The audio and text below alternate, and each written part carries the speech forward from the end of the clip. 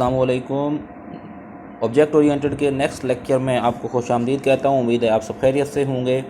तो आइए आज का लेक्चर हम स्टार्ट करते हैं। इस लेक्चर के मुताबिक जो आज हमने टॉपिक कवर करना है और वो टॉपिक है object as function arguments. Means मैं टॉपिक का नेम ऊपर लिख देता हूँ ताकि आप सबको क्लियर रहे कि आज का जो हमारा टॉपिक है जो कि हमने ऑब्जेक्ट ओरिएंटेड के लिहाज से पढ़ना है कि ऑब्जेक्ट्स को हम फंक्शन पैरामीटर्स या फंक्शन आर्गूमेंट्स के तौर पर यूज़ करेंगे। Objects as function arguments.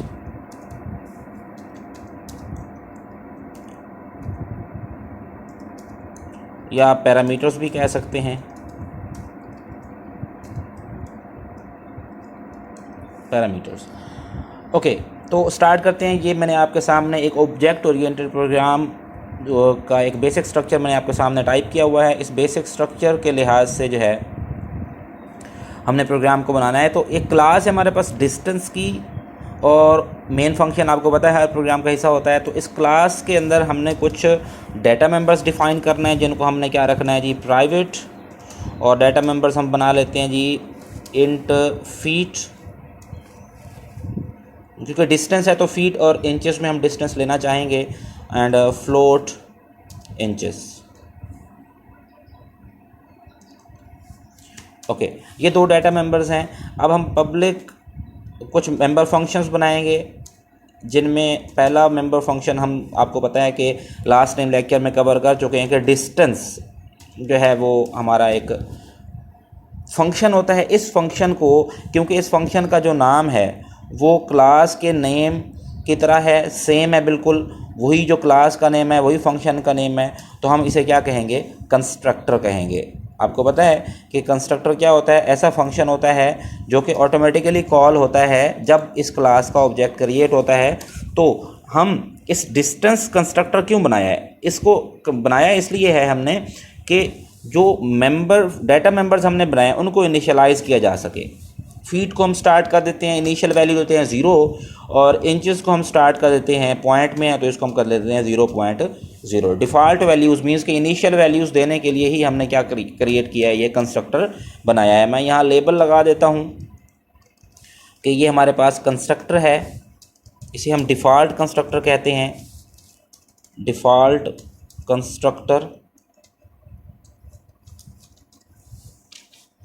Constructor है ये। तो इसका काम ये होगा कि जैसे ही एक ऑब्जेक्ट क्रिएट होगा, ये उस ऑब्जेक्ट के साथ ही, फॉर एग्जांपल मैं यहाँ नीचे एक ऑब्जेक्ट क्रिएट करता हूँ। चलें उससे पहले ना हम एक फ़ंक्शन बना लेते हैं। एक फ़ंक्शन बनाते हैं लेट्स से, जो कि हमें ये शो करवाएगा कि वाकई ये कंस्ट्रक्टर को कॉल करने की ज़रूरत नहीं है। ऑलरेडी एग्जांपल में कवर कर भी चुके हैं। उस फंक्शन का हम रख देते हैं वॉइड शो। void show।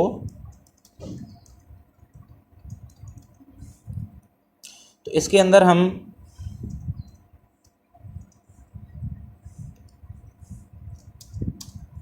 सी आउट करवा देते हैं फीट इक्वल टू फीट एंडल सी out inches equal to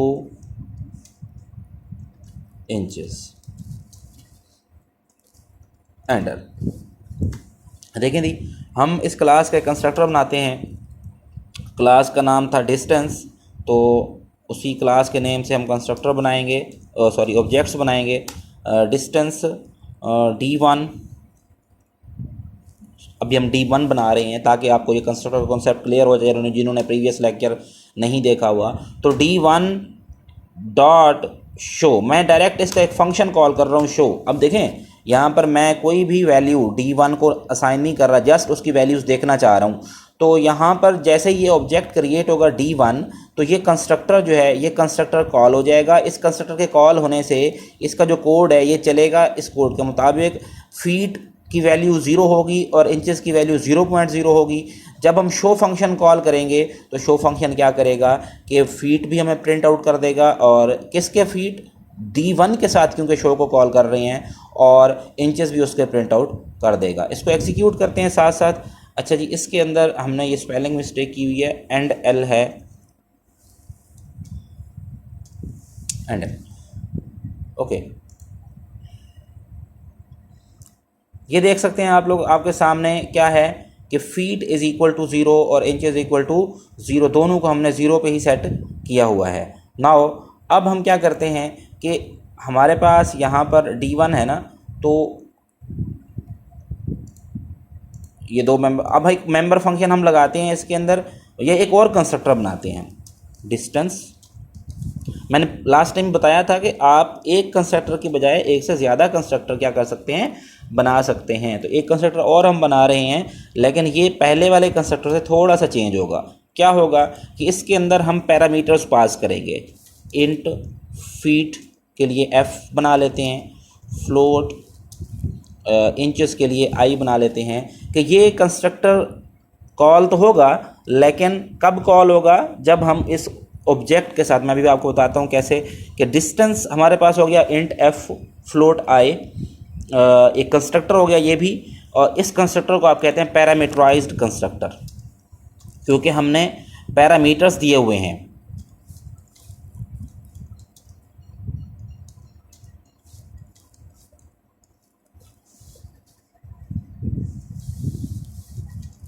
parameterised constructor, तो यहाँ पर हम क्या करेंगे कि फीट इक्वल टू एफ, जो इस कंस्ट्रक्टर के पास जो वैल्यूज़ आएंगी, और उसके बाद हम करेंगे यहाँ पर फीट के बाद हमारे पास इंचेस हैं, इंचेस इक्वल टू आई। अब ये कंस्ट्रक्टर कब चलेगा इसको देखते हैं। अभी फ़िलहाल D1 के साथ कुछ भी नहीं है, तो ये डिफ़ॉल्ट कंस्ट्रक्टर चलेगा। लेकिन जब आप D1 के साथ दो वैल्यू, जो पैरामीटराइज्ड कंस्ट्रक्टर है उसमें कितने पैरामीटर चाहिए, 2, फीट एंड इंचेस। तो आपको यहाँ दो वैल्यूज़ टाइप करनी पड़ेंगी, जो दो वैल्यूज़ पास होंगी किसको, उस कंस्ट्रक्टर को, पैरामीटराइज्ड कंस्ट्रक्टर को। तो D1 डॉट, चलें इसको हम D1 की बजाय हम क्या कर लेते हैं, एक और ऑब्जेक्ट क्रिएट करते हैं D2 के साथ हम लगा देते हैं, D2 के साथ हम लगा देते हैं लेट्स सपोज 2 एंड 3.5। देखें जी, फीट हमने 2 दिए और इंचेस हमने 3.5 दिए। तो अब देखें, इस वक्त एक ऑब्जेक्ट क्रिएट हो रहा है, यहाँ पर भी एक ऑब्जेक्ट क्रिएट हो रहा है, लेकिन ऑब्जेक्ट के साथ ही हम दो वैल्यूज़ भी दे रहे हैं। ये जो वैल्यूज़ आप ये फंक्शन को नहीं दे रहे, एक्चुअल में ये आप कंस्ट्रक्टर को पास कर रहे हैं। जब ऑब्जेक्ट क्रिएट होता है तो ऑब्जेक्ट के साथ वाली वैल्यू उस कंस्ट्रक्टर को पास होती हैं, जिसके नंबर ऑफ़ पैरामीटर्स और टाइप ऑफ पैरामीटर इससे मैच हो रहे हैं। तो नंबर ऑफ़ पैरामीटर इस कंस्ट्रक्टर के 2 हैं और इधर भी आप 2 वैल्यू दे, लिहाजा ये वाला कंस्ट्रक्टर एग्जीक्यूट होगा।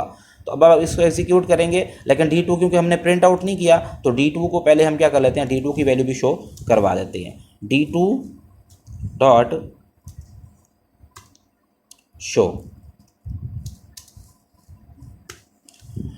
तो देखें जी, D2 डॉट शो किया हमने। अब देखते हैं क्या आंसर आता है हमारे पास। देखें, पहला D1 डॉट शो, D1 की वैल्यूज़ क्या हैं आपके पास, यहाँ मैं कंपेयर करके देखूंगा कि D1 के साथ कोई भी आर्गूमेंट आपने पास नहीं किया, तो ये पहला जो डिफ़ॉल्ट कंस्ट्रक्टर है इसके ऊपर हमने बनाया हुआ है, वो डिफ़ॉल्ट कंस्ट्रक्टर एग्जीक्यूट होगा और उसमें वैल्यूज़ 0 पे सेट हो रही हैं। तो इसलिए वो फीट और इंचेस क्या हैं, पहले D1 डॉट शो हो रहा है तो D1 के इंचेस और फीट दोनों 0 आ रहे हैं। फिर D2 डॉट शो हो रहा है तो D2 जब क्रिएट हो रहा है उसके साथ ही 2 वैल्यूज़ भी आप पास कर रहे हैं। वो 2 वैल्यू जब पास होंगी तो ये कंस्ट्रक्टर जो है कि हमने पैरामीटराइज्ड कंस्ट्रक्टर बनाया है, ये कंस्ट्रक्टर एग्जीक्यूट होगा और इसमें फर्स्ट वैल्यू फर्स्ट पैरामीटर के पास जाएगी, सेकंड वैल्यू सेकंड पैरामीटर को कॉपी होगी। तो f की वैल्यू 2 बन जाएगी और i की वैल्यू 3.5 बन जाएगी। जब अंदर आएंगे तो feet is equal to f, यानी कि f की वैल्यू 2 है तो फीट इज इक्वल टू 2, और इंचेस की वैल्यू i है तो i की वैल्यू क्योंकि 3.5 इधर कॉपी हुई है तो 3.5 इंचेस की भी वैल्यू बन जाएगी। फिर जब हम D2 डॉट शो करेंगे तो आपके पास D2 में फीट 2 और इंचेस 3.5 जो हैं वो शो होंगे। क्लियर होगी यहाँ तक बात? ये तो है यहाँ तक। ओके, नेक्स्ट हम बात करते हैं कि हमारे पास, क्योंकि हम टॉपिक हमारा तो असल है objects as a function arguments या पैरामीटर्स। अच्छा, अब यहाँ पर हम क्या करते हैं कि एक और ऑब्जेक्ट क्रिएट करते हैं D3 डिस्टेंस 3 के नाम से, जो कि क्या करेगा कि हमने टोटल डिस्टेंस 1 और डिस्टेंस 2 को ऐड करना है और डिस्टेंस 3 जो है वो हमारा कैलकुलेट होगा। तो यहाँ पर हम एक फंक्शन बनाते हैं void add distance। अब इस डिस्टेंस ये फंक्शन है, इसका काम क्या होना है, इसका काम ये होना है कि पहले दोनों डिस्टेंसेस को इसने ऐड करना है, यानी कि ये दोनों डिस्टेंस d1 और d2 इसको पास होंगे और ये उन दोनों को क्या करेगा, ऐड करेगा। इसका मतलब यहाँ पर इसको जो पैरामीटर्स पास होंगे वो किस टाइप के होंगे, वो होंगे इस टाइप के, क्लास टाइप के, क्योंकि ये d1 और d2 जो डिस्टेंसेस हैं वो डिस्टेंस टाइप के हैं, इंट टाइप के नहीं हैं, फ्लोट टाइप के नहीं हैं, जो डाटा टाइप उनकी है वो क्लास है। तो इट मीन्स ये ऑब्जेक्ट्स हैं। तो अब हम ऑब्जेक्ट पैरामीटर के तौर पर पास कर रहे हैं। ऑब्जेक्ट यहाँ पर आप नाम चेंज भी कर सकते हैं। ऑब्जेक्ट के लिए जो डिस्टेंस है उसके लिए आप क्या कर लें, एक तो बना लें आप, चले S1 बना लें, दूसरे के लिए आप बना लें डिस्टेंस S2 बना लें।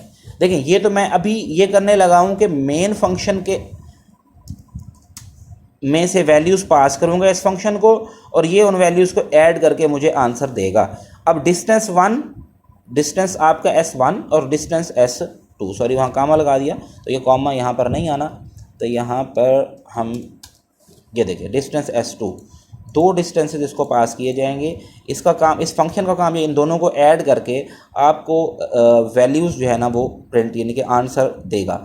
खैर, तो यहाँ पर जब आप ऐड डिस्टेंस करेंगे इसमें आपने क्या करना है कि टोटल फीट ऐड करने हैं, टोटल फीट जो हैं वो आपने कैलकुलेट करने हैं और टोटल फीट कैलकुलेट करने के बाद टोटल इंचेस भी क्या करने हैं, कैलकुलेट करने हैं। जब इंचेस फीट दोनों कैलकुलेट हो जाएंगे तो फिर आप यहाँ पर क्या करेंगे, तो यहाँ पर आप लिखेंगे इंचेस, सॉरी पहले फीट लिख लें, feet is equal to d1, sorry यहाँ पर S1 यूज़ हो रहा है, S1 dot feet plus S2 dot feet inches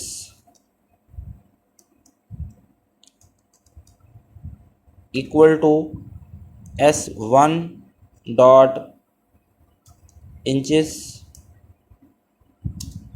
plus S2 dot inches.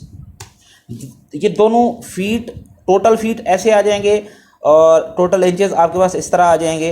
अब आपने क्या करना है, ये ऐड हो गया, अब आपने शो करना है। शो फंक्शन आपके सामने है, ये है, ये जो कि शो करवाएगा। अब यहाँ पर हम d1 है, d1 की वैल्यू आप कंस्ट्रक्टर के थ्रू भी दे सकते हैं और d1 की वैल्यू इनपुट करने के लिए यहाँ इनपुट का एक फंक्शन भी बना सकते हैं। अगर आप कंस्ट्रक्टर के थ्रू देना चाहते हैं तो यहाँ पर आपको कंस्ट्रक्टर के थ्रू वैल्यूज़ देनी होंगी। इनपुट भी कर सकते हैं, मैं बता रहा हूँ, ज़रूरी नहीं है आप कंस्ट्रक्टर यूज़ करेंगे। तो चले हम यूँ करते हैं कि हमारे पास d1 है ना, तो d1 की वैल्यू हम फंक्शन बनाते हैं एक गेट का। यहाँ पर हम बना लेते हैं void इनपुट या गेट डिस्टेंस, बस गेट का ही बना लेता हूँ। गेट फंक्शन है जो कि इनपुट करेगा सी इनपुट, मैसेज भी दे देते हैं एक, सी आउट। ये \n लाइन एंड करने के लिए होता है, आपको पता है।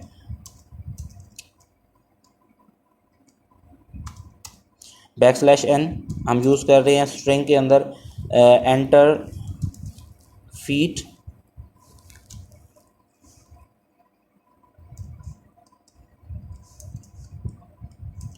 अच्छा जी, एंटर फीट में आप क्या करेंगे, सी आउट एंटर फीट में सी इनपुट फीट, सी आउट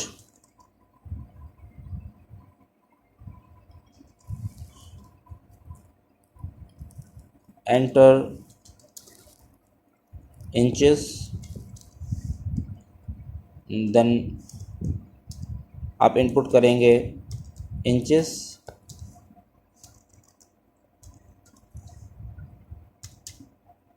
ये इंचेस इनपुट हो जाएंगे और ये हो गया आपका गेट का फंक्शन जो कि वैल्यूज़ गेट करने के लिए यूज़ होगा फीट और इंचेस की। अब हम इस फंक्शन को जिसके साथ कॉल करेंगे वो उनकी वैल्यूज़ क्या करेगा, आपको दे देगा। अच्छा चलें जी, यहाँ पर हम करते हैं जी d1 dot gate function call करते हैं ताकि D1 की वैल्यूज़ गेट कर सकें, क्योंकि D2 की वैल्यूज़ देखें, D1 की वैल्यूज़ हम गेट कर रहे हैं किसके थ्रू, गेट फंक्शन के थ्रू, और D2 की वैल्यूज़ हम गेट कर रहे हैं कंस्ट्रक्टर के थ्रू। तो आप D2 को भी गेट फंक्शन के थ्रू कर सकते हैं और D1 को कंस्ट्रक्टर के थ्रू कर सकते हैं। दोनों मेथड्स हैं, ये यहाँ पर दोनों टेक्निक्स वैल्यूज़ को इनपुट करने के लिए, वैल्यूज़ को इनिशियलाइज करने के लिए यूज़ कर रहे हैं हम।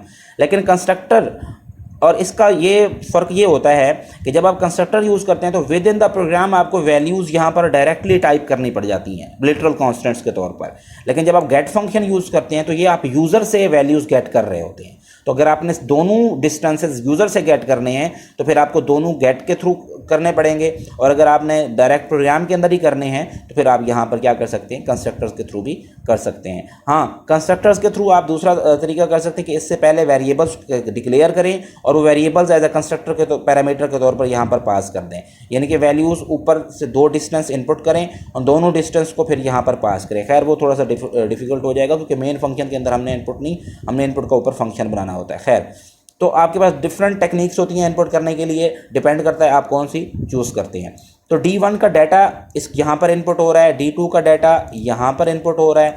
तो दोनों डाटा इनपुट होने के बाद D3 जो होगा, D3 टोटल डिस्टेंस समझ लें, ये D3 के साथ हमने ऐड डिस्टेंस क्या करना है, यूज़ करना है। मैं फ़िलहाल D1 को ख़त्म कर देता हूँ, इनको मैं करता हूँ D3 डॉट ऐड डिस्टेंस। अब यहाँ पर देखें तो आपके सामने यहाँ पर कर्सर ब्लिंक कर रहा है ऑटोमेटिकली। नीचे आपका वो जो फंक्शन का डिक्लेरेशन स्टेटमेंट है वो है ऐड डिस्टेंस में आपने क्या देना है, पहले डिस्टेंस S1 उसने कहा है। देखें ये जो पैरामीटर है उसने हाईलाइट किया हुआ है रेड कलर में कि ये डाटा टाइप यानी कि ऑब्जेक्ट टाइप का है, क्योंकि डिस्टेंस आपकी क्लास है और S1 उसका एक ऑब्जेक्ट है जो कि आप उसे पास करेंगे।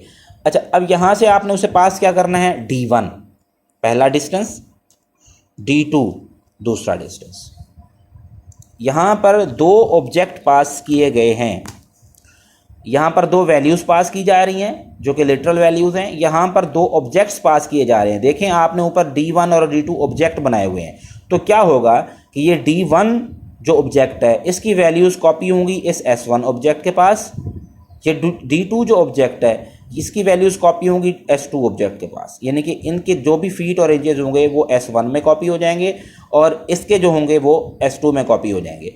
फिर यहाँ पर आके उन दोनों के इंचेस और फीट ऐड हो जाएंगे, यानी कि फीट में S1 और S2 दोनों के फीट ऐड होंगे। अब एक्चुअल में S1 और S2 बजाते खुद तो कुछ नहीं है, वो जस्ट एक ऐसे ऑब्जेक्ट्स हैं जो वैल्यूज़ D1 और D2 की लेके आ रहे हैं इस क्लास के अंदर। तो इस क्लास में उन दोनों को हमने क्या करना है, यूज़ करना है। उन दोनों की वैल्यू D1 के फीट, ये S1 फीट मतलब D1 के फीट हैं और S2 फीट मतलब D2 के फीट हैं, क्योंकि D1 की वैल्यूज़ कॉपी हो चुकी हैं इधर।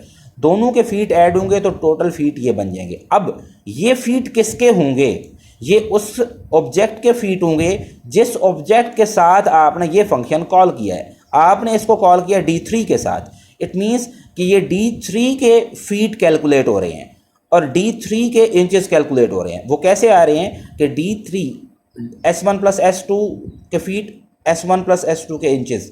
तो एक्चुअल में S1 और S2 बजाते खुद कुछ नहीं है, लेकिन वो D1 और D2 की वैल्यूज़ को कॉपी करके यहाँ लेके आ रहे हैं। तो S1 और S2 का मतलब भी वो D1 और D2 की वैल्यूज़ ही होंगी। जब वो हो जाएंगे तो D2 के क्या हो जाएंगे, आपके पास फीट और इंचेस आ जाएंगे। अब हम क्या करते हैं, D3 का डाटा देखते हैं। D3 डॉट, चले हम पहले करते हैं D1 डॉट शो,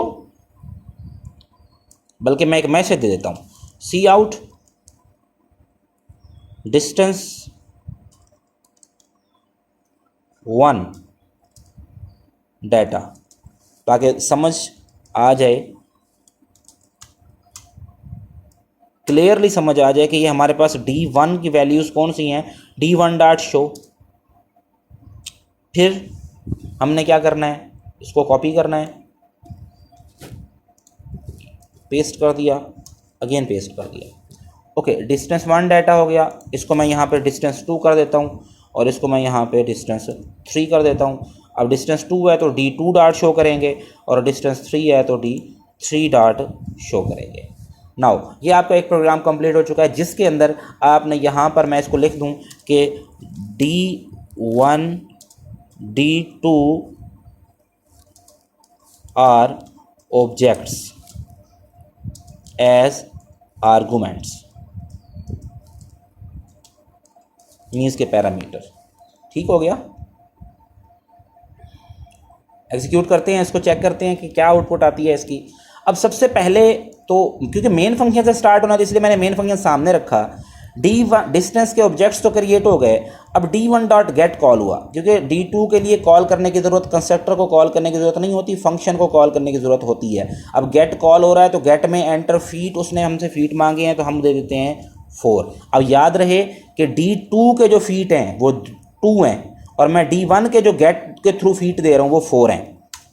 अब इंचेस, D1 के इंचेस एंटर कर रहे हैं तो वो हम दे देते हैं 5.4 दिए इंचेस। ये इंचेस किसके होंगे? D1, क्योंकि गेट के थ्रू हम एंटर कर रहे हैं। वो D2 की वैल्यूज एंटर हो चुकी हैं, बैक एंड पे वो एंटर हो चुकी हैं, उसका फंक्शन ऑटोमेटिकली कॉल हो जाएगा। जैसे क्योंकि अभी हम D1 पे हैं, इधर D2 की वैल्यूज हम टाइप कर चुके हैं। जैसे D1 का काम कंप्लीट हुआ, D2 ये डिक्लेरेशन, क्योंकि ये तो लाइन नंबर 40 है, 40 लाइन नंबर एग्जीक्यूट हो चुकी है, लाइन नंबर 41 पे इस वक्त हम हैं, तो हम D1 की वैल्यूज़ दे रहे हैं, तो इसका मतलब D2 की हो चुकी हैं। D3 की इस फंक्शन के थ्रू 42 लाइन नंबर पे आके यहाँ पे ऐड डिस्टेंस करेंगे तो वो उसके थ्रू वैल्यूज़ आएंगी। तो देखें आपके पास डिस्टेंस 1 का जो डाटा आया है, और डिस्टेंस 1 का डाटा, D1 का जो डाटा है वो आपने गेट के थ्रू अभी लिया था, वो आ गया 4 5.4, सेम ऊपर आपके पास मौजूद है। डिस्टेंस 2 का जो डाटा आया है, D2 डॉट शो, D2 का आपने दिया 2 3.5, तो यहाँ पे देखें आपके पास डिस्टेंस 2 में 2 और 3.5 आ गया। ठीक हो गया। डिस्टेंस 3 आपने दोनों को ऐड किया। अब अगर यहाँ वैल्यूज़ देखें कि फीट में ऐड करें, 4 + 2 कितने हो जाएंगे? 6। तो D3 के जो फीट हैं वो 6 आ रहे हैं। और इंचेस में देखें 5.4 और 3.4 को ऐड करें तो ये 5 और 4 9 हो जाएंगे, और 5 और 3 ये क्या हो जाएंगे? पॉइंट से पहले वाली वैल्यूज आपस में ऐड हो जाएंगी, बाद वाली आपस में। तो 5 + 3 8 और 4 + 5 क्या हो जाएंगे? 9 हो जाएंगे डिस्टेंस 3 का डाटा। तो ये एक टॉपिक था जो कि हमारा, कि हम फंक्शन में सिर्फ फिक्स्ड डाटा टाइप्स को, यानी कि प्रिमिटिव डाटा टाइप्स या प्री डिफाइंड डाटा टाइप जो integer, float, double, short, long, ये सारी डाटा टाइप्स हैं, इन्हीं के पैरामीटर्स ही पास नहीं कर सकते हम, बल्कि ऑब्जेक्ट्स को भी क्या कर सकते हैं? एज अ पैरामीटर के तौर पर पास कर सकते हैं। जब आप एक object as a parameter pass करते हैं तो उस ऑब्जेक्ट की सारी वैल्यूज़ दूसरे ऑब्जेक्ट में कॉपी हो जाती हैं। यहाँ से देखें D1 हमने जब क्या किया, D1 की तो 2 वैल्यूज़ हैं ना, फीट और इंचेस। जब हमने D1 पास किया S1 को, तो S1 में उस D1 की दोनों वैल्यूज़ कॉपी हो गई। इसलिए जब आपने S1 dot feet plus S2 dot feet लिखा तो S1 में मतलब फीट भी हैं और S1 में मतलब इंचेस भी हैं। सिमिलरली S2 में फीट भी हैं, S2 में इंचेस भी हैं। तो जब आप कोई ऑब्जेक्ट एज अ पैरामीटर के तौर पर पास करते हैं तो उस ऑब्जेक्ट की तमाम वैल्यूज़ दूसरे ऑब्जेक्ट में कॉपी हो जाती हैं, और फिर हम उस फंक्शन के अंदर क्या कर सकते हैं? यूज़ कर सकते हैं। आप ये वाला function with in the class की बजाय आउटसाइड द क्लास भी क्या कर सकते हैं? डिक्लेयर कर सकते हैं। तो ये था आज का हमारा टॉपिक। इस टॉपिक से कोई भी क्वेश्चन हो तो आप कमेंट्स में पूछ सकते हैं, मैसेज करके पूछ सकते हैं। नेक्स्ट लेक्चर तक के लिए अपना ख्याल रखें, और इसको आपने इम्प्लीमेंट लाजमी करना है अपने लैपटॉप पे, इसको एग्जीक्यूट लाजमी करना है। होपफुली आपको ये टॉपिक समझ आ गया होगा। नेक्स्ट लेक्चर का से पहले जो है, क्योंकि नेक्स्ट फ्राइडे को आपका ऑपरेटिंग सिस्टम का लेक्चर होना है, तो ट्यूसडे को ही आई थिंक सो कि अगेन ऑब्जेक्ट ओरिएंटेड का लेक्चर होगा। तो तब तक आप लोग इसको लाजमी कर लें। कोई क्यूरी, कोई क्वेश्चन होगा तो आप लोग मुझसे पूछ सकते हैं। ओके जी, थैंक यू सो मच।